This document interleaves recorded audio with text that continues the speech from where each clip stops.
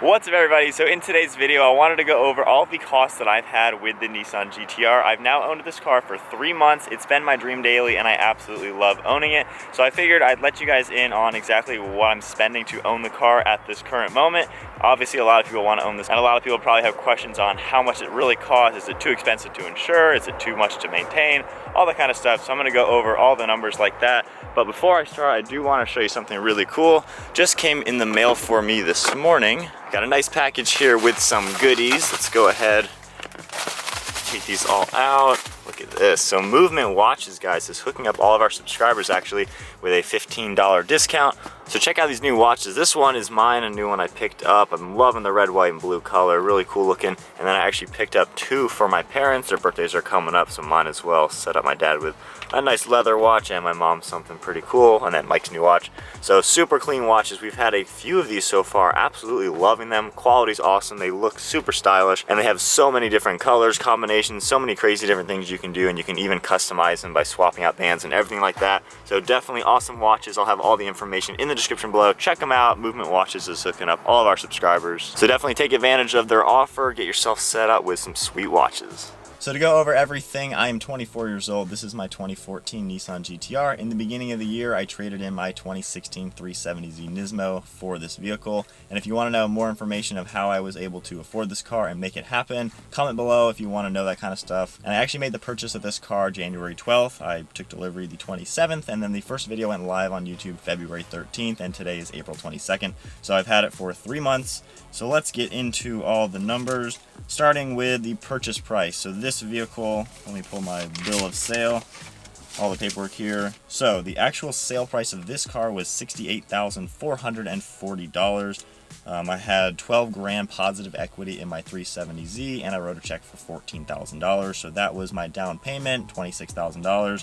All in all, sales tax was $1,189. There were a few dealer fees, just a couple $100, and then out the door price was $69,996. So I financed 44 grand of this. And with that, just to touch base on financing a little bit, I worked my way up from the Red Z, a 10 grand loan on that, $21,000 loan on the Nismo, and then obviously this car. So if you work your way up, you can do financing in a very smart way to where this car actually I'll be paying half the interest compared to my Nismo Z. So interest very cheap on this car.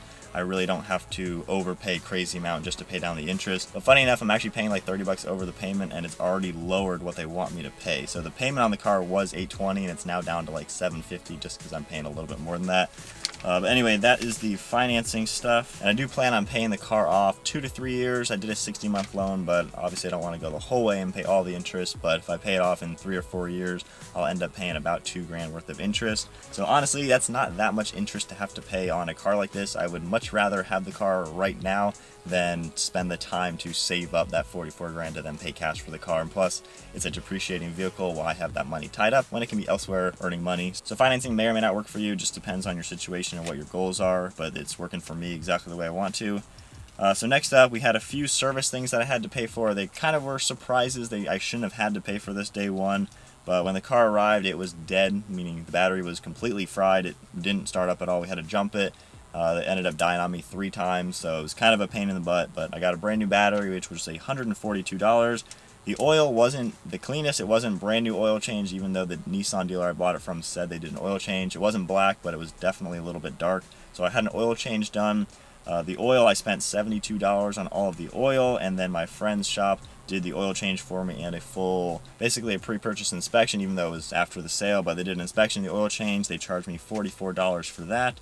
And then next up, the air filters were black, which I was kind of annoyed with. It's a $20 part, and yet the Nissan dealer decided to send the car to me with black air filters, but 20 bucks, got new air filters, even though I've already upgraded the air intake system. So I spent a couple $100 there on just getting the car up to par. So next up, we'll talk about gas mileage. I think we're done with all of those papers. So gas mileage, I've been averaging about 17 miles per gallon. Don't expect buying this car and caring about gas mileage. You're simply not going to get good gas mileage. I think it has a pretty small tank. Every time I fill up, this is my last receipt, I did 14.1 gallons, so I think it's a little bit smaller tank than my 370 was. but you're looking at about 40 bucks, maybe $35 to $40 for a fill up. That was actually the most I've ever spent. This was $42. That was when the gas light came on. But normally I fill up when I get down to a quarter tank, 35 bucks or something like that. And I get about 200 miles on a tank, so it's all right. Again, it gets bad gas mileage because it's really, really fast and your foot gets very heavy when driving the car for some reason. A few moments later.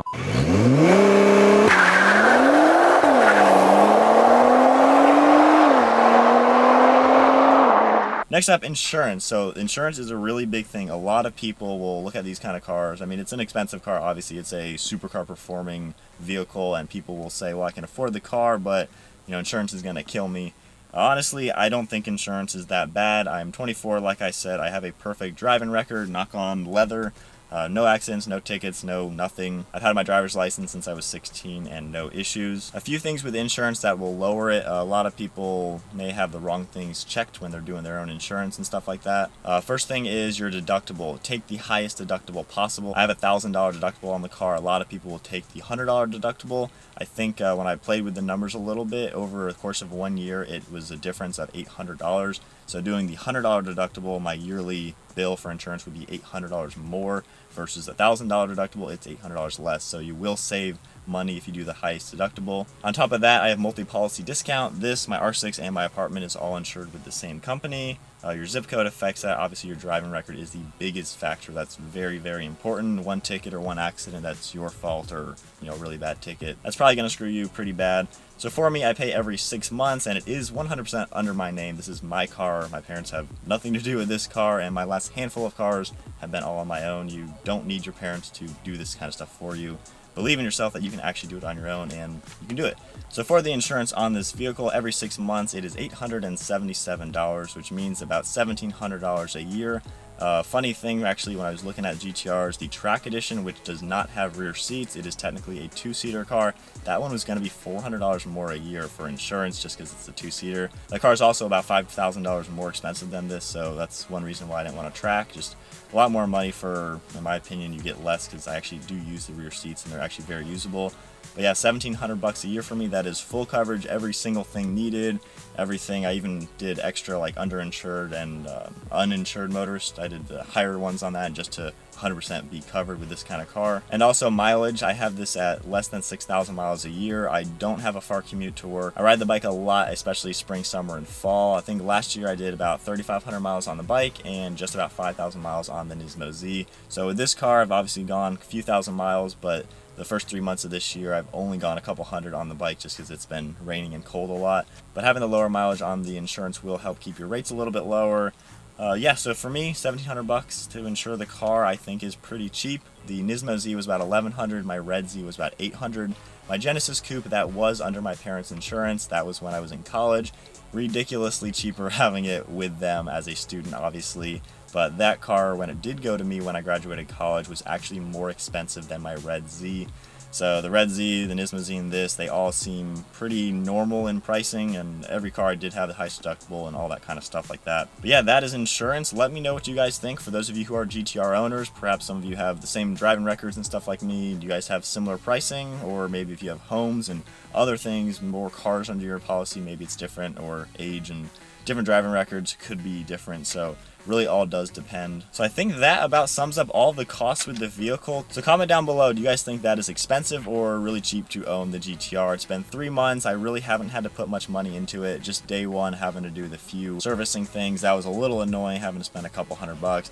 Insurance did not surprise me. Actually, when I bought the Nismo Z, I did do quotes on GT-Rs just so I knew how much it was going to cost, because when I bought the Nismo Z, I knew that in a year or two I was going to be trading it for a GT-R. So I've been planning on this car for a few years, kind of knowing what it's going to be. The only thing that I am a little bit worried about is going to be brakes. So right now the brake pads are at 6mm. Brake rotors are in really good shape, even though they squeak and are a little annoying. But I know that when I do have to do brakes, it's going to be maybe $2,000 to $4,000 depending on what brands I do. I'll be doing that myself. I'm not going to pay someone labor to do that. I can easily do that. But brakes are going to be a little bit expensive. Tires I don't really have to worry about. Right now I have the Vossen wheels with the Nitto tires on them.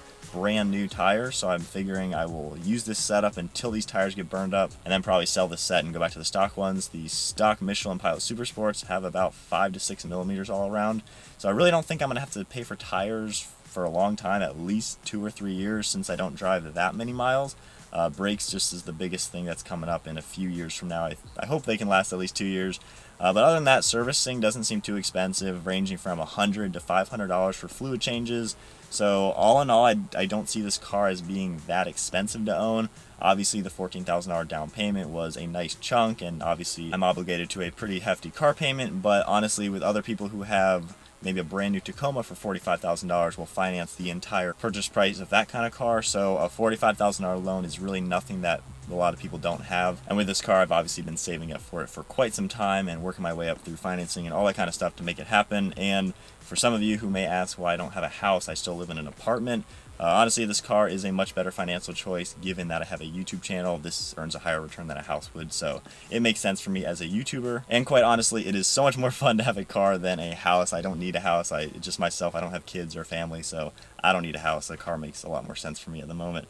But anyway, I think that about wraps up all the pricing of the GT-R. Comment below, what do you guys think? Is that a crazy amount of money, or is it not that bad? I'd love to hear fellow GT-R owners let me know what you guys are paying. How much is this car, affecting you financially? And those of you who maybe are looking at a car like this, that's the numbers on my side of things. I don't find it too crazy. Of course, that kind of depends on your own situation, but yeah, comment below. What do you guys think of buying the GT-R, price points of everything? Overall, I'm happy with it. I'm loving owning it as my daily driver. It's been tons of fun. And of course, I have a lot more planned with the car. So I hope you guys enjoyed the video. Give it a huge thumbs up. Smash the subscribe button. We'll see you guys next video.